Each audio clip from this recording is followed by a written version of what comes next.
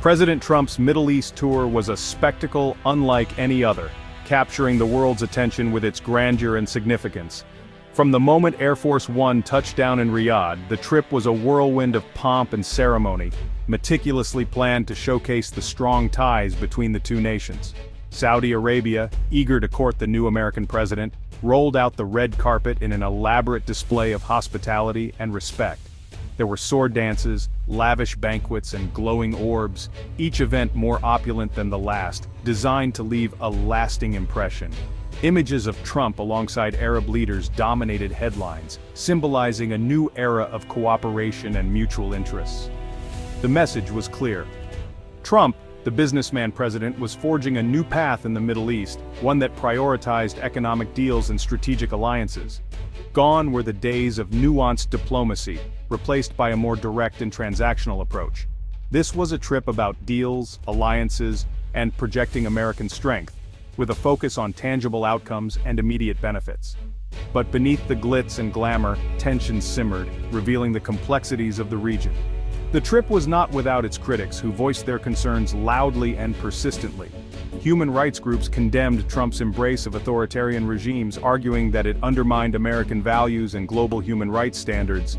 Others questioned the wisdom of aligning so closely with Saudi Arabia, a country with a questionable human rights record and a history of exporting extremism. Trump, however, remained unfazed by these criticisms.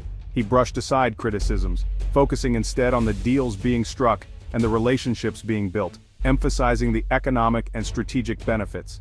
The trip, he declared, was a resounding success, highlighting the agreements made and the positive interactions with Middle Eastern leaders. Only time would tell if his assessment was accurate, as the long-term impacts of his visit would unfold in the years to come. At the heart of Trump's Middle East tour was a simple message: America is open for business. This tour was not just a diplomatic mission, but a strategic economic offensive aimed at securing lucrative deals for American companies. The trip was as much about economics as it was about diplomacy. Trump sought to intertwine the two, leveraging political relationships to foster economic growth and secure substantial agreements.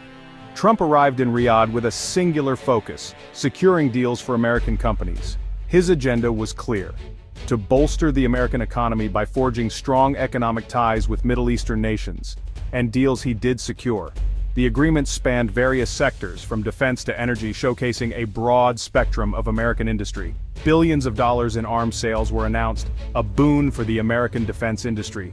These deals were not just about immediate profits, but also about long-term strategic partnerships.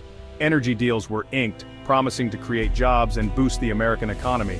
These agreements aim to ensure energy security and foster collaboration in the energy sector. Trump, ever the salesman, touted these agreements as proof that his America First approach was yielding results. He emphasized the tangible benefits these deals would bring to American workers and industries. But critics argued that these deals came at a price. They raised concerns about the ethical implications and the potential for these agreements to exacerbate regional tensions. The arms sales, they argued, would only fuel conflicts in the region. Critics warned that the influx of American weapons could lead to increased violence and instability. The cozying up to authoritarian regimes, they warned, undermined American values. They cautioned that aligning with such leaders could damage America's global standing and moral authority.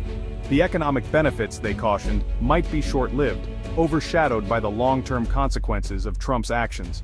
Analysts debated whether the immediate economic gains were worth the potential future costs. Trump, however, dismissed these concerns. He remained steadfast in his belief that these deals were in the best interest of the American people and the economy. He remained focused on the bottom line, on the tangible benefits he believed his deals would bring to the American people. Trump highlighted the job creation and economic growth that he argued would result from these agreements. The trip, he argued, was a victory for American jobs and American interests. Trump declared the tour a resounding success, emphasizing the positive impact on American workers and industries. Trump's Middle East tour was not just about economics, it was a multifaceted mission that encompassed various dimensions of international relations. It was also about geopolitics, a complex web of alliances and rivalries that have long defined the region. The trip signaled a significant shift in American alliances in the region, indicating a new direction in U.S. foreign policy. This move represented a departure from traditional partners and a pivot towards new alignments, reflecting changing priorities.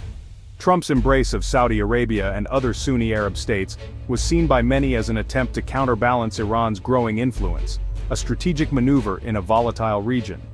The message to Tehran was clear. America was no longer interested in playing the role of neutral arbiter but rather taking a definitive stance. Trump's administration viewed Iran as a destabilizing force in the region, a nation whose actions threatened the balance of power. They saw Iran as a sponsor of terrorism and a direct threat to American interests, necessitating a robust response.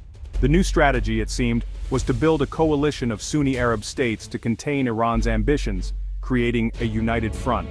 This approach, however, was not without its risks, as the region's history is fraught with complex and often violent conflicts. Critics argued that it could exacerbate sectarian tensions in the region, fueling instability and conflict, and potentially leading to unintended consequences. They warned that aligning too closely with Saudi Arabia could drag the United States into regional quagmires, entangling it in long-standing disputes. Trump, however, remained undeterred. He saw Iran as the primary threat to American interests in the region, a view that shaped his policies. He was determined to confront it head-on, believing that a strong stance was necessary to protect American interests and allies. His Middle East tour, with its focus on building alliances with Sunni Arab states, was a key part of that strategy, aiming to reshape the regional balance of power in favor of U.S. interests. The ethics of the deal blurred lines and conflicts of interest. Trump's Middle East tour was not without its controversies. From the outset, critics raised concerns about the potential for conflicts of interest. Trump, unlike previous presidents, had opted not to divest from his business empire. This, coupled with his family's involvement in his administration, raised questions about whether Trump's foreign policy decisions were being influenced by personal financial interests. These concerns were amplified during the trip itself. Trump's hotels in the region became hubs for foreign dignitaries and businessmen, raising questions about whether access to the president was being peddled for profit. The Trump Organization announced plans for new projects in the region, fueling speculation about whether the president was personally profiting from his office. The Trump administration dismissed these concerns, insisting that the president was committed to upholding the highest ethical standards. But the optics were undeniable. The lines between Trump's business interests and his official duties seemed blurred, fueling a perception of impropriety and raising questions about whether the president was putting America's interests first. A tale of two worlds, triumph abroad, turmoil at home. Trump's Middle East tour presented a stark contrast, a president seemingly triumphant on the world stage, while back home, his administration was mired in controversy. While Trump basked in the adulation of foreign leaders, back in Washington, the Russia investigation cast a long shadow over his presidency. The timing of the trip, some argued, was no coincidence. The whirlwind of foreign engagements, the spectacle of it all seemed designed to distract from the growing political storm brewing at home.